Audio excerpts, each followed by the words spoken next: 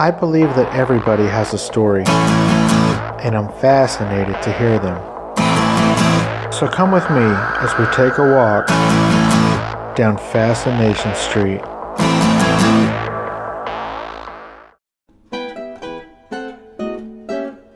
Happy holidays, guys. It's that time of year again. The time where everybody rushes to Amazon to buy all their shit for all their friends and family. This year, since all of you are now my friends, I'm asking you for a favor. I don't need you to send me anything for Christmas, but I appreciate the thought. What I would like for you to do instead is to do all of your Amazon shopping through Amazon. That's easy, right? I'm not asking too much. There's one thing I'm going to ask you to do. To get to Amazon, I need you to go to fascinationstreetpod.com and click on the Amazon banner on my homepage. Nothing will be any different, and then do all of your Amazon shopping as you normally would. The only difference is that you're walking in through the door that's marked Fascination Street Podcast. It tells Amazon that you love me, and they throw a couple of shekels my way for everything you purchase. That's it. Thanks, guys. I appreciate it. And happy holidays from Steve Owens and Fascination Street Podcast.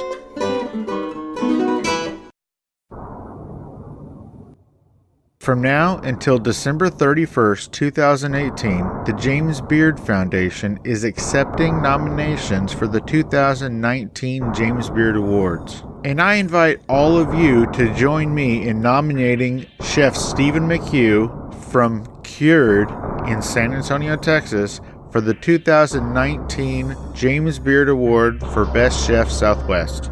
I've made it easy to do this, guys. If you go to fascinationstreetpod.com and look to the right of the page, there will be a photo of Chef Stephen McHugh. When you click on that photo, it will take you to the 2019 James Beard Award page. You will need to create an account, but that'll only take about 60 seconds and they don't ask for much. It's really just a name and password kind of a thing. Once you've created an account, it will take you to the nominations page. From there, you'll click on the 2019 Restaurant and Chef Awards, and then complete the submission form, making sure to select Best Chef Southwest as the category. It's that easy, guys. All it takes is 5 minutes of your time, and I would greatly appreciate it. So thank you in advance, and now let's get to this week's episode. Welcome back, folks. This episode is with Morgan Catron. Morgan is a recreational therapist at the State Hospital in Evanston, Wyoming. When my wife worked there temporarily over the summer, she got to meet and hang out with Morgan. Morgan ended up being my wife's exercise partner, shopping partner, dinner partner. They were like best friends. And so at the very beginning of this episode, I expressed my gratitude for Morgan taking care of my wife when I wasn't around. In this episode, we talk about Morgan growing up in Oklahoma and being part of the Cherokee Nation, and some of the benefits that brings. We also talk about her deciding to become a recreational therapist, and the difference between poop eaters, poop throwers, and poop smearers.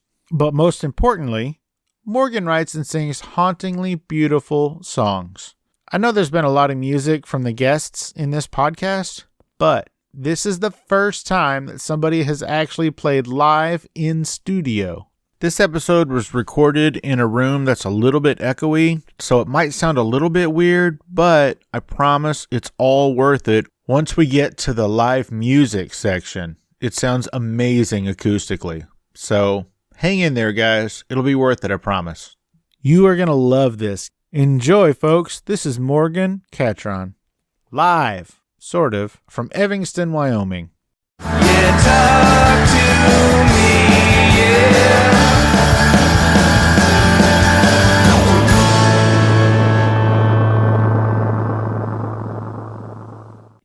Welcome to Fascination Street. Morgan, what's your last name? Catron. Catron. It looks like Catron. Welcome to Fascination Street, Morgan Catron. How are you? I'm good. How are you? I am well. So this is going to sound super weird because this is how we're going to start. But as all of you out there know, my wife has been on a special assignment on location in Evanston, Wyoming for 3 months, doing a secret job. And those 3 months would have been unfucking bearable for my wife had it not been for this young lady in front of me. Morgan, thank you so very much for just for being so sweet and friendly and for being, my wife's lovely companion for all of these many months. Thank you. I feel like I should be saying thank you. But you're welcome. It's been a pleasure to be around. And so I got you a thank you present. So feel free to open that. Do you want me to read the card aloud? You don't have to. Can you read that? Because I write like a left-handed kindergarten doctor. Hey, writing like a doctor is something to be proud of. Unless you're not a doctor, then it sucks. Oh my goodness. What's the matter? What happened? It's Kendra Scott. Well, it fucking says Kendra Scott on the box, lady. Well, on the bag. I reuse bags all the time. So that's another thing that I'm greatly proud of all of y'all out here for, is that y'all just recycled the shit out of everything. When I first came here to spend 2 weeks with Sean, she made me Bloody Marys out of Tostitos salsa jars, which I thought was amazing. And she's got she keeps her jewelry in like a little glass yogurt jar by the bed. And shot glasses. Did you see she has shot glasses now? What's she using for shot glasses? You're gonna shit yourself. Try not to. You're gonna love this. No way. Prescription pill bottles and shot glasses. That is awesome. I mean, reduce, reuse, and recycle for sure. I'm going to assume you've never gotten a Kendra Scott because you're having the hardest time opening this stuff. I've never had Kendra Scott. I've always wanted it. Oh my goodness. Will you wear those? I will wear these. Do you absolutely. like them? Yes. Very good. Every time you wear those, just think about the sweet, lovely impact that you had on Sean for these many months. And my gratitude goes out to you for taking care of her when I wasn't here. So thank you. Thank you. I really do appreciate it. I will say that Sean has quickly become one of my best friends I've ever had. Thank you so much. You're welcome so much. Thank you. Now let's talk about you. Miss Catron, you are from, I don't know, you're an Okie from the Skogies or some shit, right? I'm close to Muskogee. I don't know what that means. Muskogee's a little town. So you were born in a small town in... I was actually born in Arkansas. Really? Mm-hmm. Where? Little Rock. Or close to Little Rock. When's the last time you were in Little Rock? I mean, I have family down there still, so I get to go visit. Really? Mm-hmm.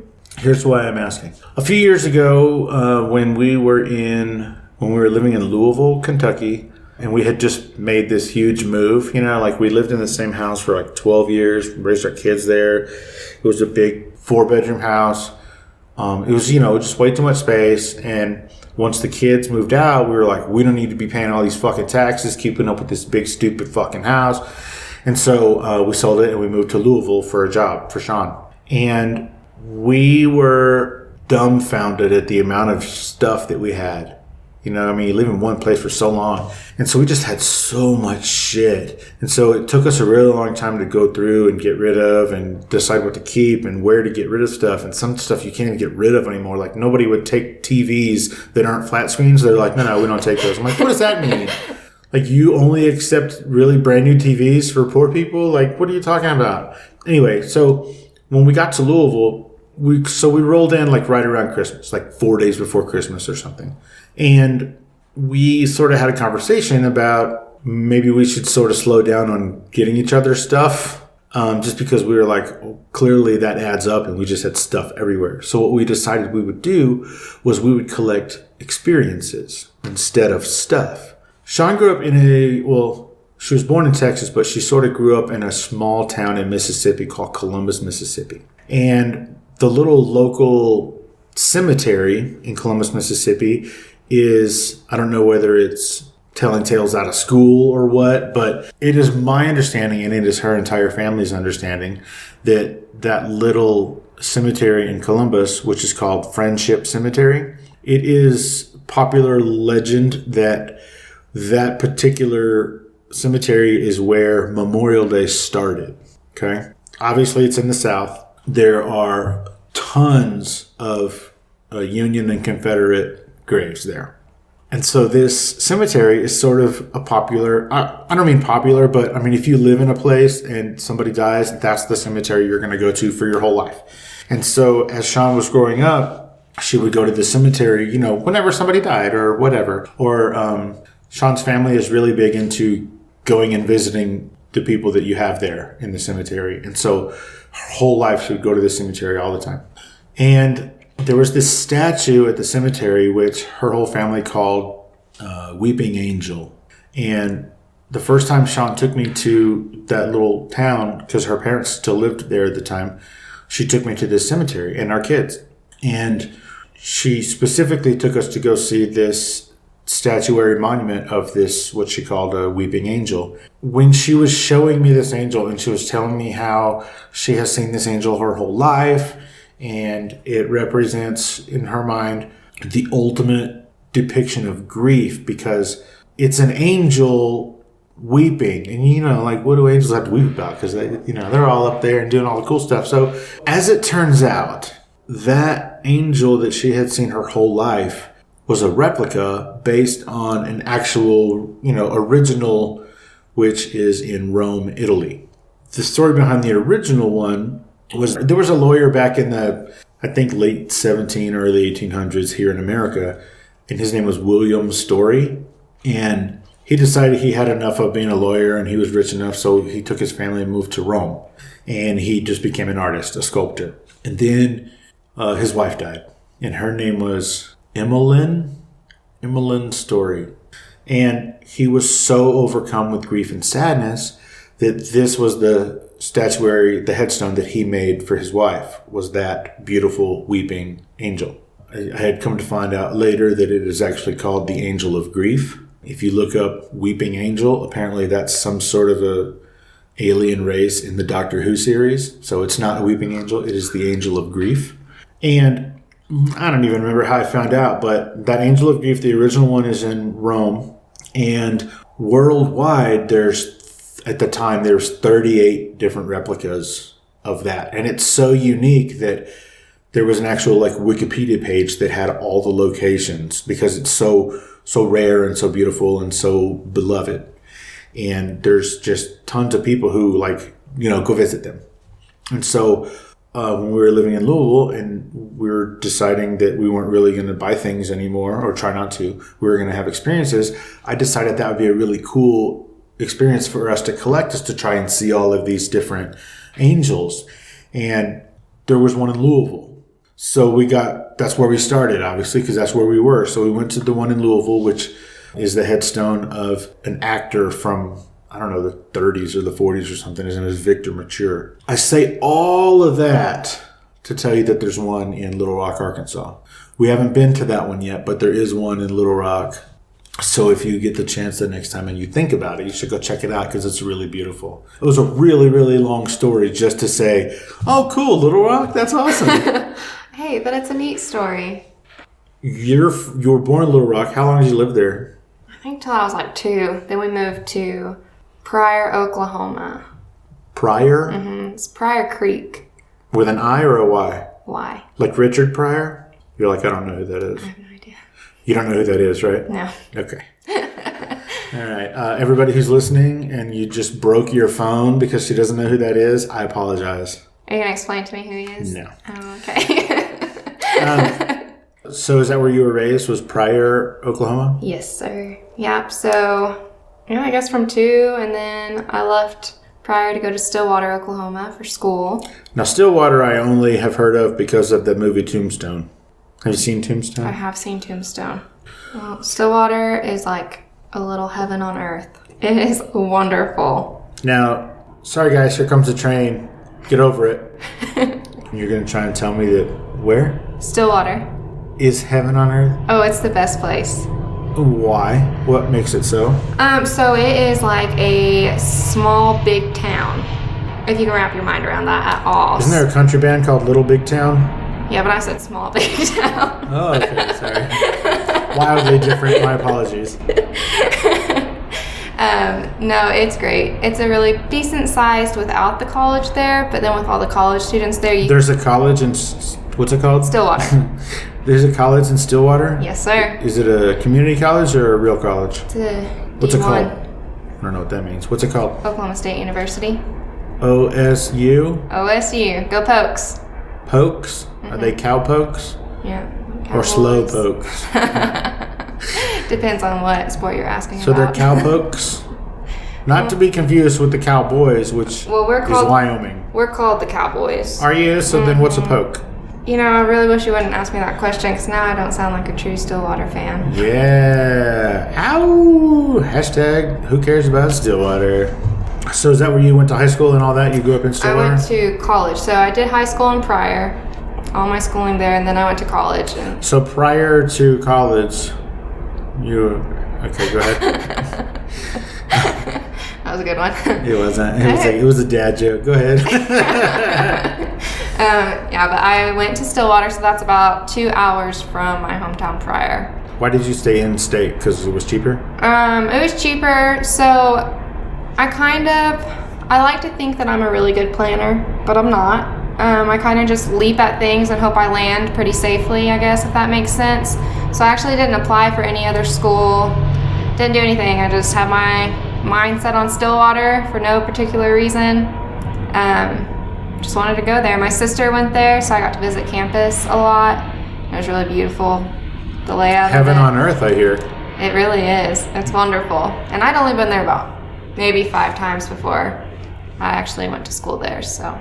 Oh, okay. And I'm assuming you went there for the full 9 years or whatever a college degree is nowadays? I went there 4 years for my bachelor's. And I would go back. Why? I loved it so much. Not the school part, but like the being there part. Oh, just the hanging out part? Just the hanging Sure. out. I would do school over again just to hang out there again, though. Because it's just a bunch of friendly people. People open doors for you. When you say people open doors for you, what do you mean? Like they hold the door open for you when you're walking up the stairs. Everybody or just girls? Most people. Is this unusual behavior where you're from? Not necessarily. So you'll go to like Norman, which is where OU's at. Oh, you don't have to tell me. There's a statue of me there. And they're not the nicest campus I've ever been to as far as, you know, being friendly goes. I guess it's just unusual for college towns to kind of be so friendly. I think that since nobody's ever heard of... Did you say Stillwater? Stillwater. Since nobody's ever heard of Stillwater, then it's mostly just Oklahomans that go there. And Norman, people from all over the globe go there, and everybody's a dick. So I think that Stillwater is populated with mostly home state The nice people. Yeah, I think that's what it is. So we get people from Texas. We get some from Sure. other continents. But Right. Other continents. Texas and also other continents. all over the world. But it's really interesting. It's pretty diverse. But What does that mean? like different races and stuff like that there. And stuff? Well, races, I guess. We're pretty cultured, is what I should say. So we have different like clubs and groups and stuff like that for different ethnicities. Cool. Were you in any clubs? Yeah, so I was in community council. What the hell is that? So that was not an ethnicity club. That was a club for the building you lived in. So for your first year there as a freshman, if you're not from Stillwater, you have to live on campus. So Okay. like you don't live in Stillwater. Sure. And so mainly the buildings are for freshmen or have freshmen in them, living in them. And they do community council, which is just like a student council for the building, but it helps freshmen kind of get engaged and involved and kind of getting out of their comfort zone a little bit. So just so that, because I didn't go to college, so just so that I understand this, if you're a freshman, you have to live on campus so that they can kind of keep an eye on you. Ish, keep you out of trouble. Well, so you don't have to be involved in community council. It just kind of helps them get involved in other activities on campus too, or kind of like learning yourself, like how to voice your opinion, how to kind of step out of your comfort zone. That sounds really cool. It sounds like sort of college life skills or something like that. It was actually a really, really good group. So I did that my first semester of But that was freshman year. required, right? No. Oh, okay. So we have RAs, so residential advisors, I think is what they stood for. They changed it to CMs, which is community mentors, later on. Oh, that's way stupider sounding. Yeah, I know. Like stupider's a word. That's also way stupider sounding. So what did you study? What did you get out of there with? Recreational therapy. And that qualifies you to do what? All sorts of stuff. Oh, great. Thanks for clearing that up. It kind of depends on what setting you're in. You can be in a school, like you can work with all ages, work at a hospital, obviously, or you can have your own practice, kind of just anywhere. But to kind of give you an idea of what we do is you have a physical therapist who works on, regaining the muscle strength and functioning and stuff like that. Okay. Then you have an occupational therapist who focuses on like day-to-day living skills. Okay. And then a recreational therapist says, you have this disability, like what do you like to do? And I'm going to teach you to still have fun and kind of go down that path without, if you don't have an arm or if you have some kind of mental disability or something like that. Like we work around stuff like that and provide ways, I guess, we give them opportunities to kind of venture life out. skills? So it's like leisure education. Oh, okay. Yeah. What drew you to that? Well, this is a pretty interesting story. Another one of those. We use the term fascinating. Fascinating. Uh-huh. It was kind of another, I took a big leap and hope to land on both feet. At orientation, 2 weeks before school started is when I enrolled.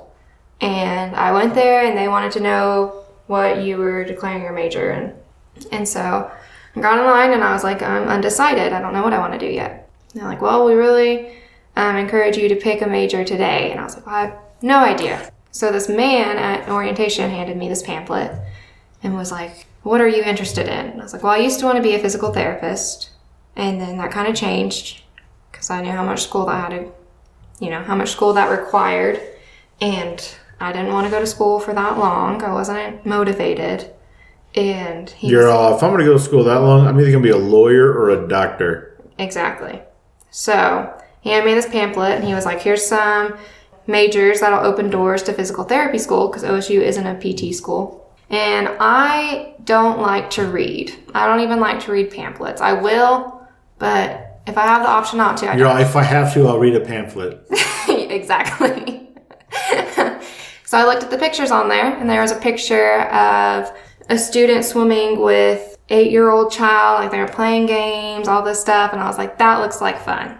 That, lets me be a kid. Looks like fun. I want to do this. So I declared my major as recreational therapy that day. Based on the pictures alone, or did you actually read the pamphlet? Based on the pictures alone. Didn't read anything. But it ended up working out great. So that first semester, I did intro to recreational therapy. And the first day, my professor said that there would be patients we would work with who would roll their poop up and put it underneath their bed. And when you would walk into their room, they'd throw the poop at you. And I was like, well, this is your typical weed out class. They want to make sure that people are going to be in here for the right reason. And he was 100% How many people got correct. up and left? Like right away, I think one person switched their major. Was it a girl or a boy? I don't remember. They were like, I'm sorry, did you say poop balls? Yeah. All right, I'm out. I'm out. If I need anything, it doesn't matter. I'm not coming back. But he was right, and What do you mean he was right? You've experienced this? I have experienced A similar situation. Nice. Yeah. Very cool. A lot of poop smears and poop eaters in the world. Mm-hmm. But I still wouldn't change my job. We don't call them that. What do you call them? I call them by their names. But So you said poop eaters and poop smearers? Mm-hmm. We just call them Democrats and Republicans. Either way, I mean, I don't... take your pick.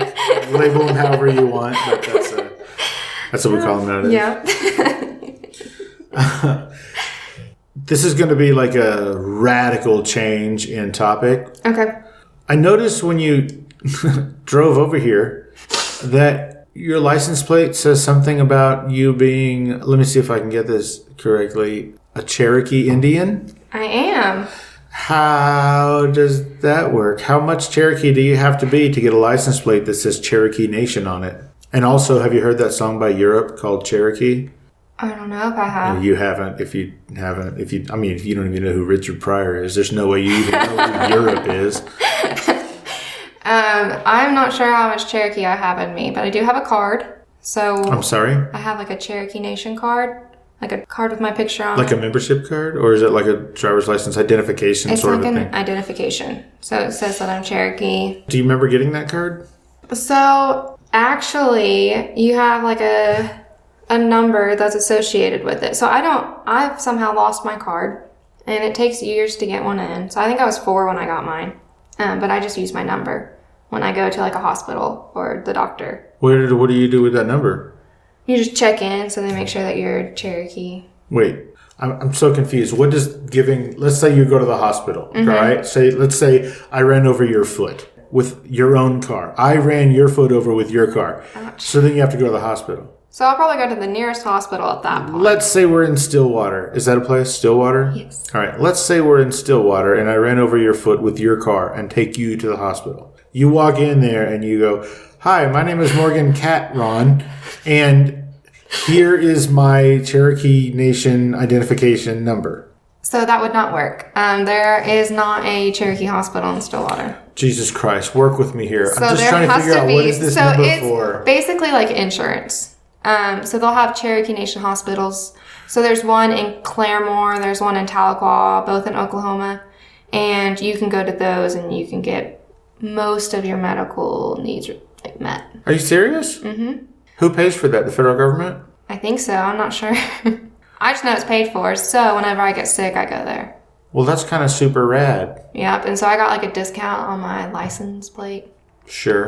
Does it give you other things? I got a scholarship for it. Shut the front door. Yep. So I got about $2,000 a semester. And I would have to do 20 hours of volunteer hours. Per semester? Per semester. And then I would kind of fill out a form and tell them what I did, and whoever I did the volunteer hours for would sign it. It doesn't have to be Cherokee Nation hours? Nope. So I can go anywhere, just like for nonprofit organizations and stuff like that. What kind of things did you do? I'm sorry, what kind of things did you say you did? That's better.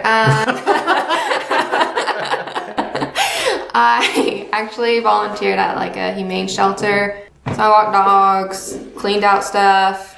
Oh, getting ready for your profession where you dodge poop. You dodge poop or you clean it, one or the other, or you throw stuff out. I would imagine both, right? You gotta dodge and then you gotta clean. Yeah, something like that. And if you don't dodge, you still gotta clean it. So. Nice. Very cool. Yeah. But then I also like helped at churches and stuff like that. The fried chicken chain?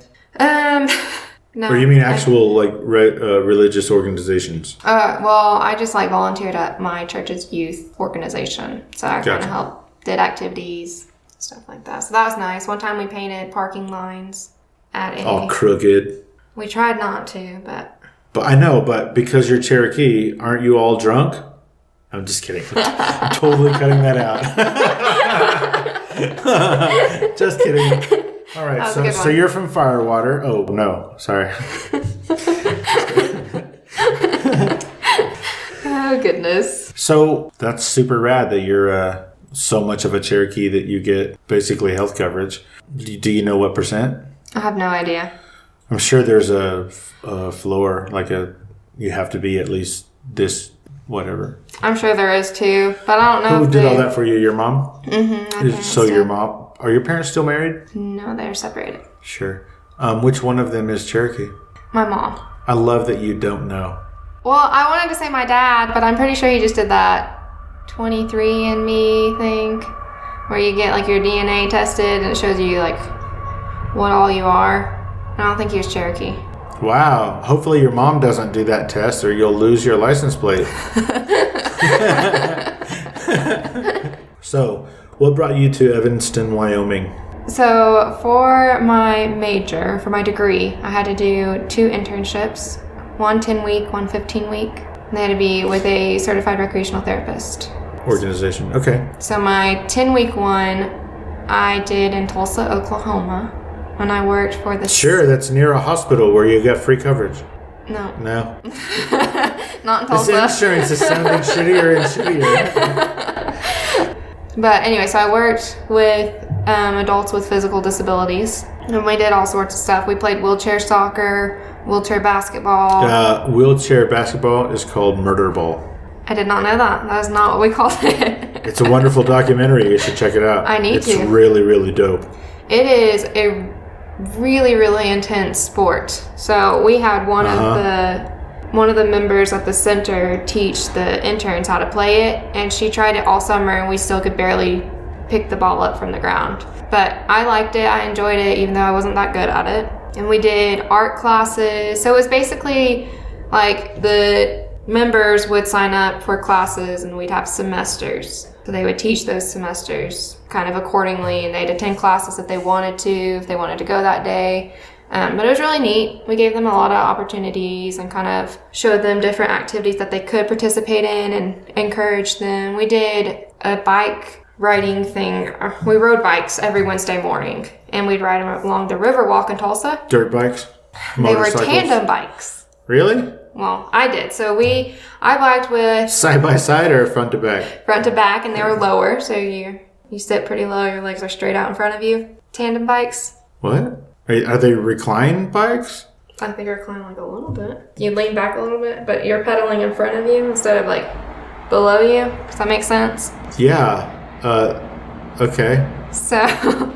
Those are called reclining bikes or something like that, and recumbent. Recumbent, yeah. And I'm so sorry to have to say this to you in front of your face, but every single person who saw you laughed and said, "What a nerd." Well, definitely. But I actually was one that was steering for a member who was visually impaired. Well, that actually makes me sound like a dick now. Yeah. You're all, yeah. But I had to... So you were this guy seeing eye dog. Basically. And so I got to do that every Wednesday morning and kind of explain where we were at, what I was seeing, if we were close to the river. And that's when I found out that my terminology, I guess, or my sayings aren't the greatest for the field that I'm in. What do you mean? Your descriptors were like, amazing, beautiful, and they're like, I don't know what the fuck that means. Well, so just to give you a story, we were, pedaling one day, and there comes a snake, and it's coming across the sidewalk. And I said, watch out for that snake. This person who was sitting behind me is visually impaired. I said, what's a snake? And they knew what a snake was, but they really couldn't watch it. They said, hey, there's a snake in my boot. And then I asked them to lift their feet up when their feet are strapped into the pedals because they don't want them falling out anywhere, anything like that. So, yeah, I don't know. It's pretty interesting. That is the worst story I've ever heard. Oh, I'm sorry. It was really funny to a lot of other people. A story has like a beginning and then a middle, but wait for it. Also, there's an end.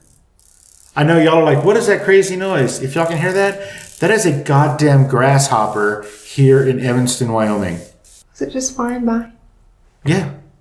Huh. That's nuts, right? Yeah, it's pretty loud.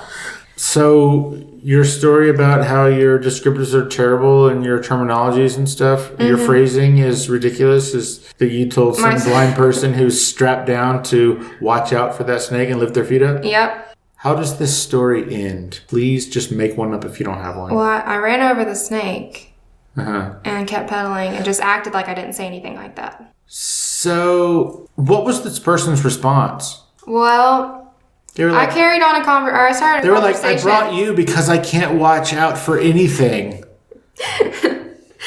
Well, I started a conversation like immediately after that, so she wouldn't have the opportunity. So you knew you fucked up. As soon as you said it, you were like, hey, watch that. Ooh. And then I was like, lift your feet. Oh, okay. So let me ask you this. You were steering? I was steering. If you were driving your car and you had, let's just say, a blind person in the back seat, strapped in, because that's the law, seatbelts save lives, and you saw, let's say an antelope standing in the middle of the street, what would you do? Slam on my brakes. No. And I know you wouldn't do that because you just told a story where you ran over the snake. Why wouldn't you go around it or stop? Like, what is your problem? So we were going down a hill. Like this little bitty hill. I'm sorry. I forgot recumbent bikes don't have brakes. They do, but this snake was really long. It covered the whole sidewalk. I would have either crashed or really scared her. So it was just kind of... To be fair, you're already sitting down. So if you crash, what happens? You fall 3 inches? Relax. Well, we could tip over. Right, 3 inches. Oh, watch out. Come on. I'm going to have to take you to Tulsa, Oklahoma and let you ride one of these one time. Oh, I would not be caught dead by one of those stupid ass things. No way, man. That is crazy. So, and that was in, did you say Tulsa? Mm-hmm. Okay, and so that was your 10 weeks? Mm-hmm. So I did physical rehab. Mm-hmm. Hey, streetwalkers. Well, you're not literally streetwalkers. But now that I've got your attention, I am Stephen O'Reilly, and I have a podcast called the Bar Star Podcast. And since you're listening to the Fascination Street podcast, I think you should check out my show. It's just as interesting without all the famous people, because Steve has connections that I just do not have. But if you dig podcasts about music, working musicians, and other random shit that I decided to talk about, based around music, of course, because that's what I do. I'm a working musician for the past 30 years, then you need to check out the Bar Star Podcast. You can get it wherever you get your podcast, on any platform, and make sure you check out barstarpodcast.com. Now back to the one and only Steve Owens and whatever the hell he was talking about. And then our other internship had to be... It had to be a state hospital far, far away. Basically. No, it had to be in a mental health setting. Oh, really? It had to be mental health? Mm-hmm. So you had to do one physical and then one mental health. And so I was kind of lost on where to go. A lot of people in Oklahoma didn't want a senior intern in the summer because it was going to be 15 weeks. They wouldn't get to take vacation. Oh, because you have a mentor or somebody, and that means they can't leave. Exactly. Okay, gotcha. Unless I have more than one mentor, then they could leave, and I, could whatever, follow the other person around. But I was working one morning. It was like 8 o'clock in the morning. I worked at the gym on campus, and my professor ran into me, and he was like, "Hey, have you found, an internship?" Was he blind? Yet? He didn't really physically run into me. Oh, okay. He approached me. Got you. He asked Was he also on a recumbent bicycle? No. All right. He asked me if I'd found my senior internship yet, and I said no. I kind of told him everything, and it's 8 o'clock in the morning, still waking up, or still awake if I didn't sleep that night. So I was a little bit emotional. I kind of let him know everything. Like, I don't know what I'm gonna do. And he was like, "Actually, there's this place in Wyoming I think you would like." He's like, "The supervisor there, you and her are pretty similar. I think you guys would get along great. Let me email them and I'll attach you in it, and then you can email her your resume." So I did. And then one thing led to another, and I got it. And your 15 weeks is just about up? Next week will be the last of it. Very cool. What would you say is the difference between your Tulsa experience and your Wyoming experience? And I mean that with regard to the difference between physical therapy and mental health. So there's a pretty big difference in the settings and environments. And I'm sure even in mental health, like wherever you go, whether it's a state hospital like I'm working at now, or if it's maybe just like a behavioral health center. So like patients are brought in and out quick. It's like a week. Here at the state hospital, some of our patients stay for 2 weeks, but some can stay for 20 years, depending on, why they came in, how they're doing, their functioning. And the physical rehabilitation site I visited was more of like a YMCA for adults. So trying to see how I can put this.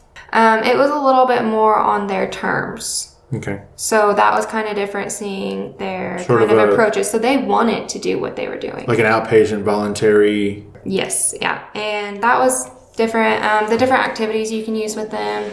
I mean, like I said, we did like wheelchair basketball or wheelchair soccer. We played beach volleyball with like a blow-up volleyball, like an air one, or like a pool volleyball, I guess. And then, at the state hospital where I'm working with a completely different population of people, they're here because either they were court-ordered or they had to come here. They were referred here for somebody else. And there's some that are, whatever they did, they're not guilty by reason of mental illness. Mm-hmm. So we have NGMI patients.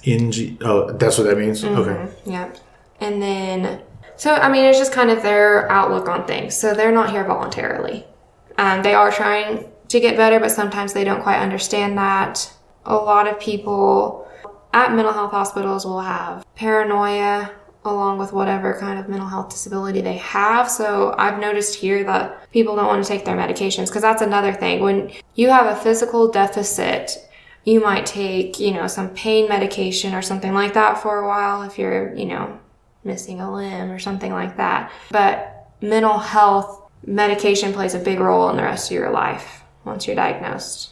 And so, getting people to kind of understand that and maybe even like teaching them about the kind of concepts behind that and like how that benefits them instead of us like forcing medicines down their throats, which we can't do, by the way, unless it is court ordered. If, you know, they are hurting people and hurting themselves, you can get forced medications, which is just like a shot. So the people who are not suffering from mental illness can't comprehend that it is a disease and needs treatment. So it does not surprise me that the patients who don't have control of their faculties can't understand that either. The stigma is goddamn ridiculous. I guess I never thought about it from the patient side, but they would experience that stigma too. So that just sucks. Definitely. And I hate taking like Advil or pain medication or stuff like that unless it's absolutely necessary. So I couldn't imagine. I used to hate taking Advil or Motrin or whatever, but then I found out you're not supposed to put it in your nose, and then I was okay with it. Or I do see their kind of point of view, especially, you know, if you are suffering from paranoia or, you know, you have these delusions or voices in your head telling you differently, like that's a lot to deal with. They go through a lot of trauma, I guess, I would say. They live really difficult lives. You know, asking somebody to participate in some kind of activity when they're already emotionally distressed. That's another kind of challenging thing that I do like about this work here too, is that I have to find a particular interest with each and kind of use that all together in one. So sometimes I'll have groups that have 12 patients and sometimes I have groups that have 3. When you're recreationally therapizing somebody, you do this in a group setting, not one-on-one, or do you do both? Or I do both. Okay. So I do several different groups. I'll do like a music group. So I offer a variety of music that they can play, they can pick out, they can, you know, I guess discover kind of CD stacks that we have, flip through, they can Did you say CD stacks? Mm-hmm. What is a CD? The best thing in the world. But they can kind of run through there. A lot of them will, you know, reminisce.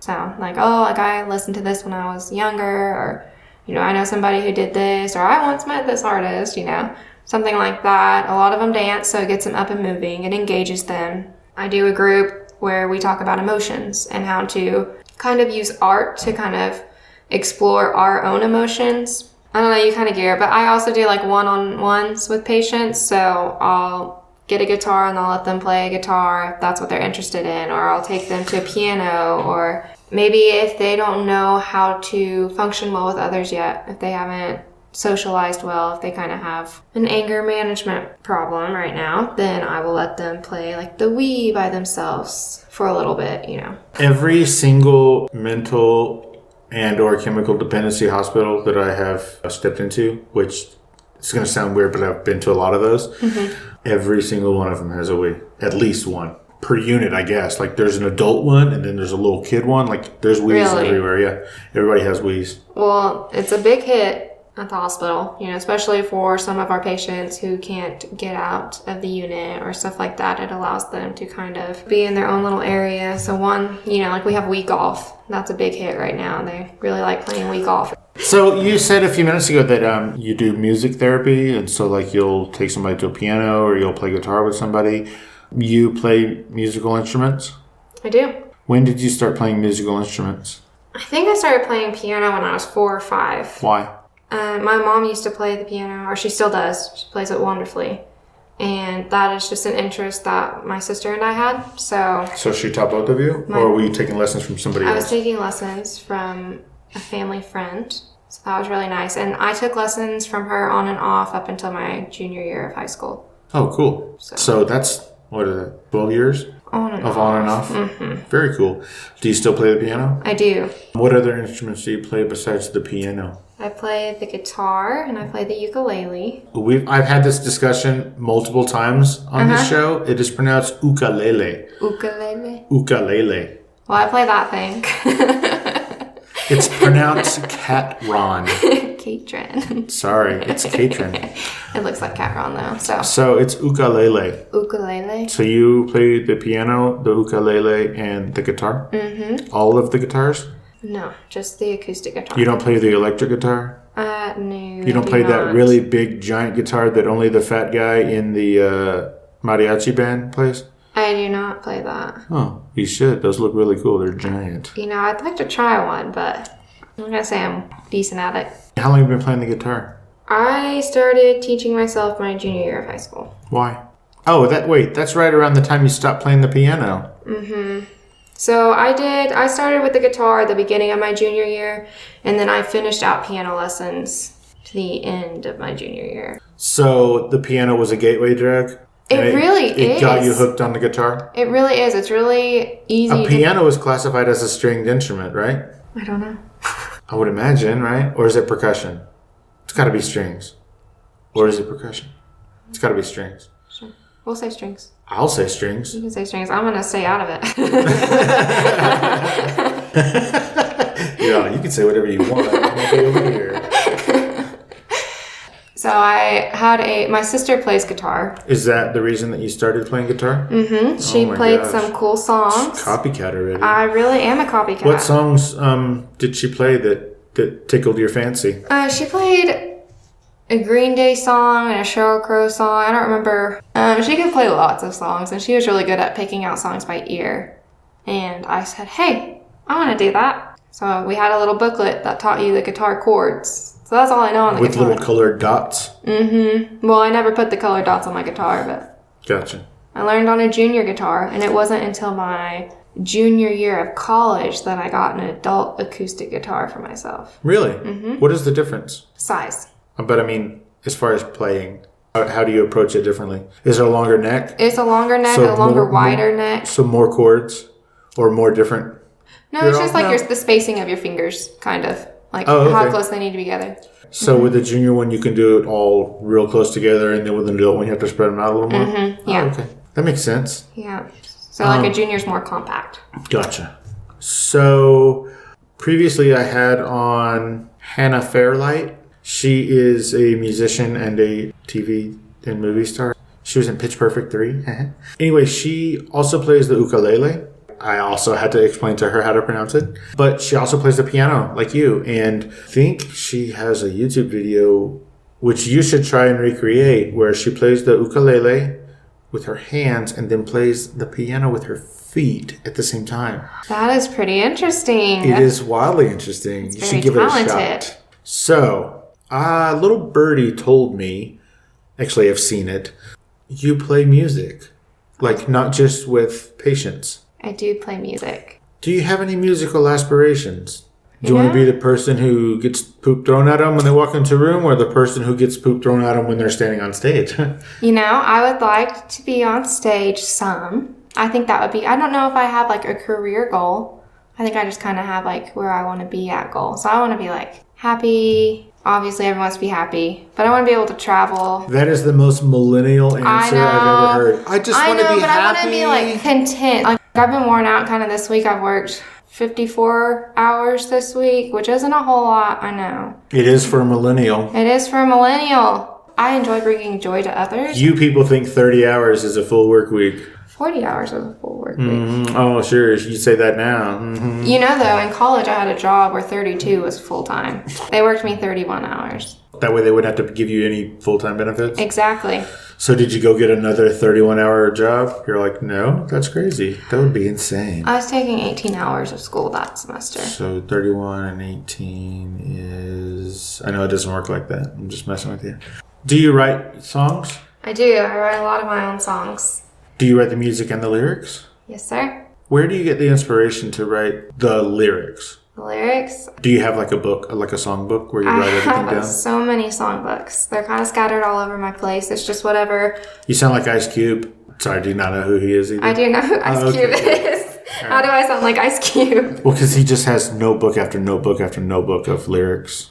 So they're not all full. It's just I grab whichever one's closest to me. So friends and family, they'll buy me little notebooks and binders and stuff like that. So my best friend actually bought me one that says good ideas. So there's some songs in there. What is this person's name? Hannah. Hannah Fairlight? We just talked about her. She used to say ukulele. And now she says ukulele. This is Hannah Bryan. She's one of my closest friends. And she actually helped me write one of my songs.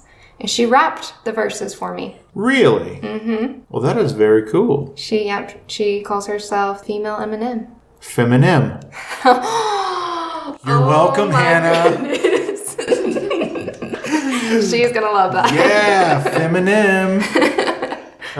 You should probably get feminim.com. Yeah.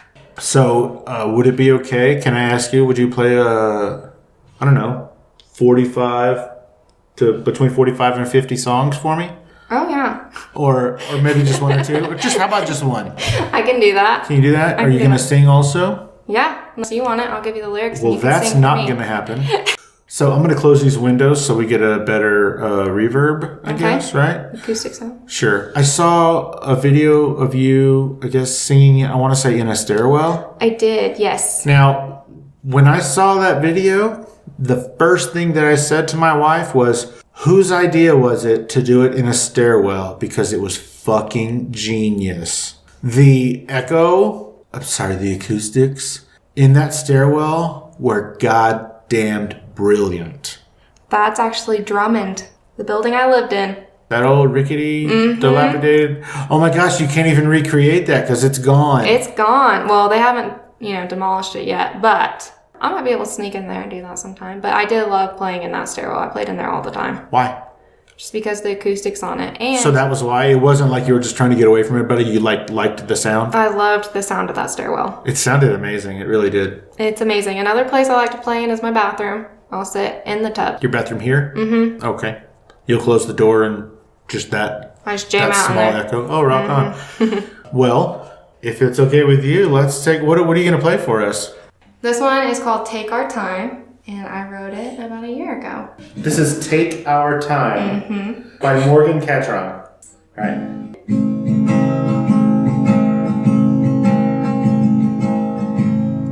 Let's wake up, listening to the rain, and waste time picking out baby names. But take our time, darling, let's take our time, falling in love.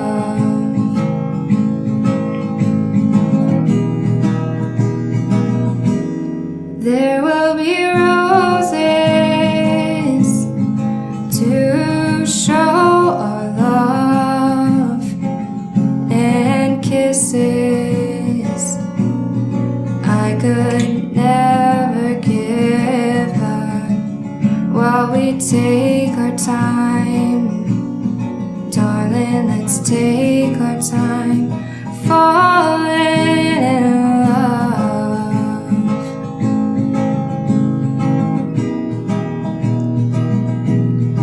I wanna dance to our favorite tune, and to step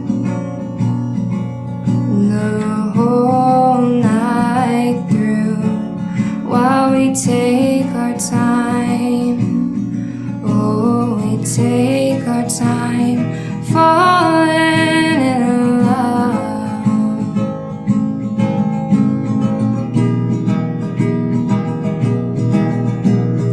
I don't need no diamond, no fancy perfume to remind me I'm caught up in you.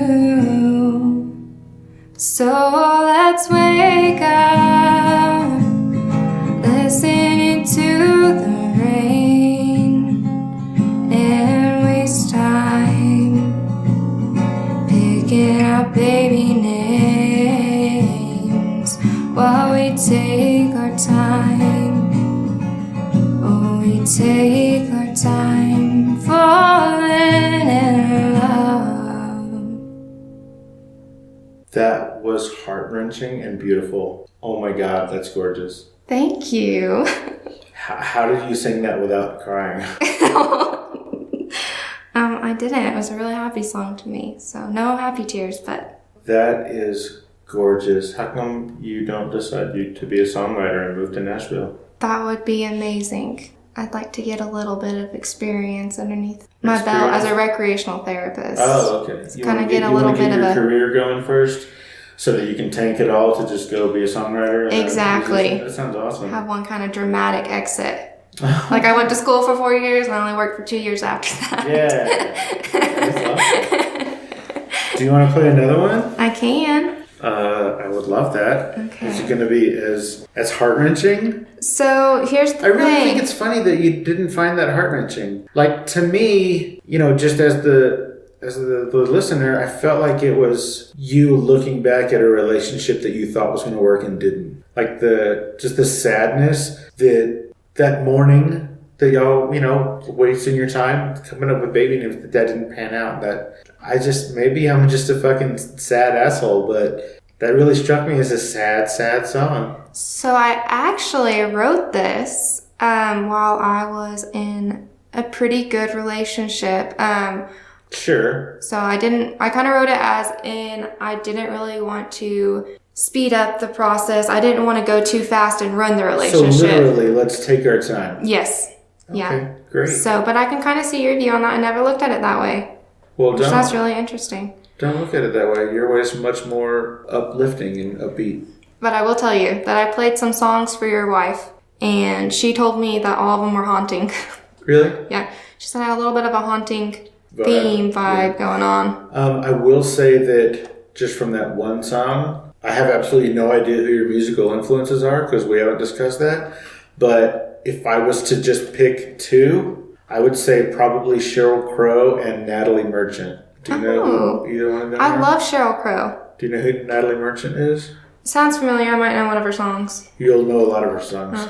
Listen to Tiger Lily, the whole album. You'll be like, oh my God, that is me. Well, thank you. You're welcome. She used to be the singer of 10,000 Maniacs. And then she went off to do a solo career, and she's been quite successful. Nice. That's really good. Sean and I went, it was our first road trip. We went from San Antonio to New Orleans. I don't know if Sean had ever heard Natalie Merchant, but I put that CD in, and we listened to it the entire way there and the entire way back. I don't know if Sean feels the same way, but that album is very, very close to my heart. As far as taking me back to the beginnings of our relationship, it's very dear to me. So I hope you took that as a compliment. I love that album and her voice. So well done. Thank you so much. You're welcome. Hit me with another one. Okay. So this one's called Let Go. I've heard that. It's from Frozen. Let it go? That's called a capo. I do have this really nice capo my sister bought me when I first started playing.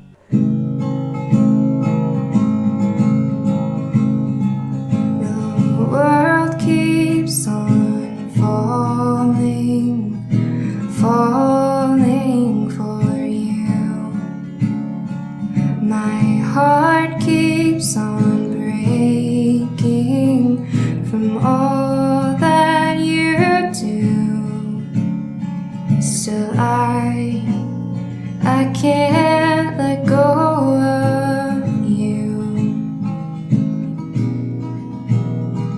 You told me you loved me, then pushed me away.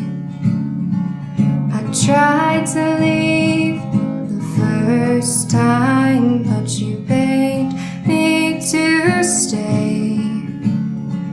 Now I can't let go of you.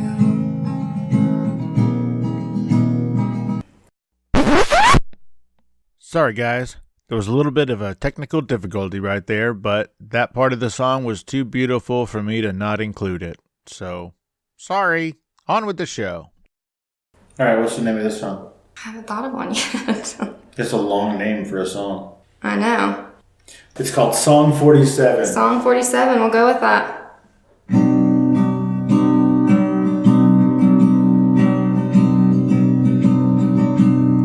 man told me it was through. Loving me was just too hard to do. So I picked up my heart piece by piece and had to leave.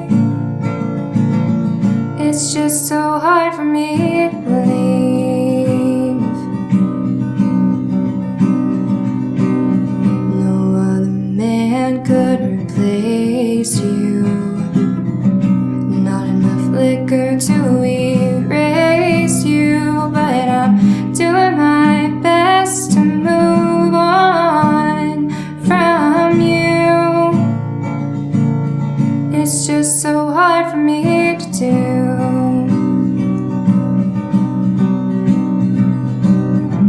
And I see sunshine, but I still feel the rain. No matter how hard I try, there still is pain. I wonder if I'll ever be able to love again, or will I run? Oh, what have I become? He told me he was sorry. I just wasn't a part of his story, so I turned the chapters to see she's nothing like me. Oh, she's everything he needs. And I see sunshine, but I still feel the rain. No matter how hard I try, there still is pain. I wonder if I'll ever be able to love again, or will I run? Oh, what have I become?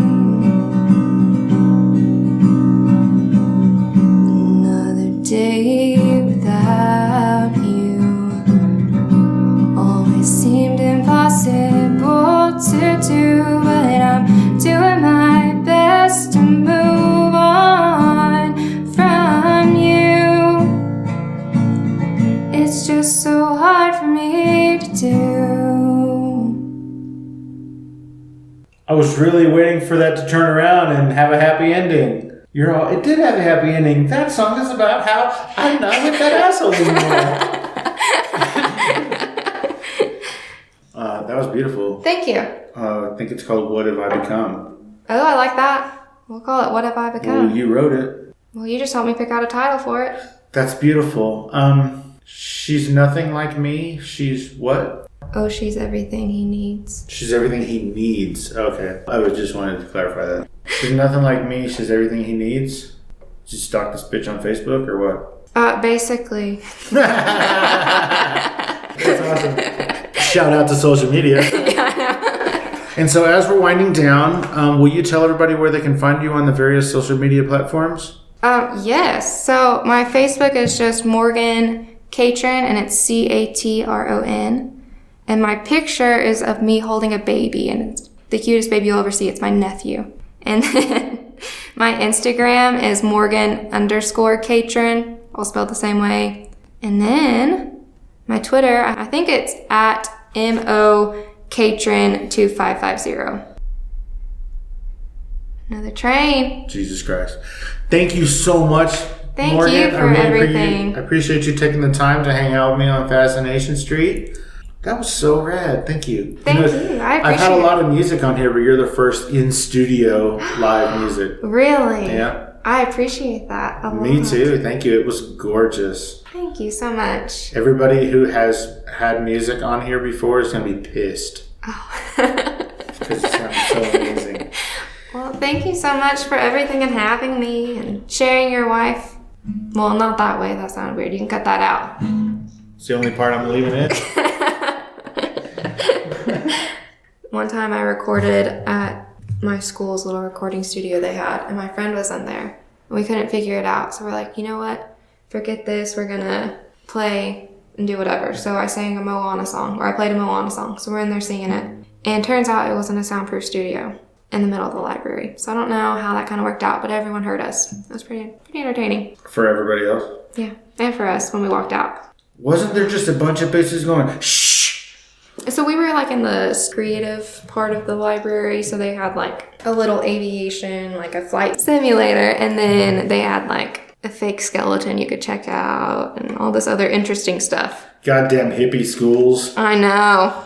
Hashtag anatomy and physiology. Thank you so much, Thank Morgan. you for everything. I appreciate you taking the time to hang out with me on Fascination Street. Thank you.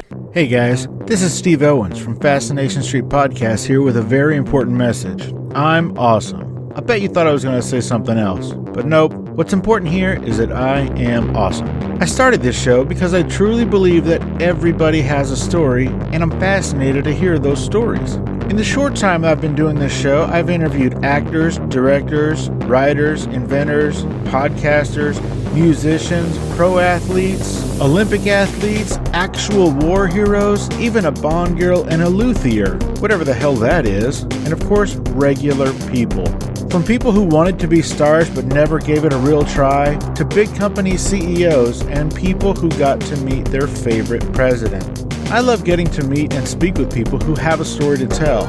I feel like everyone does, and it's my job to get them to tell it. You never know who my next guest will be. An Academy Award-winning actor, a platinum-selling musician, or your own mother-in-law. But one thing is for certain, you will be fascinated by their story.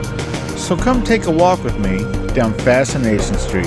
You can find Fascination Street Podcast on Apple Podcasts, Google Play, Spotify, iHeartRadio, and of course, FascinationStreetPod.com. Opening music is the song Magnolia from the 2014 album Intransigence, used with permission from Douglas Miles Clark. Closing music is Apollo from the 2001 album Into the Known by the band Sapphire. Thanks for hanging out with us and getting to know a little bit about our guest. We'll see you next time on Fascination Street.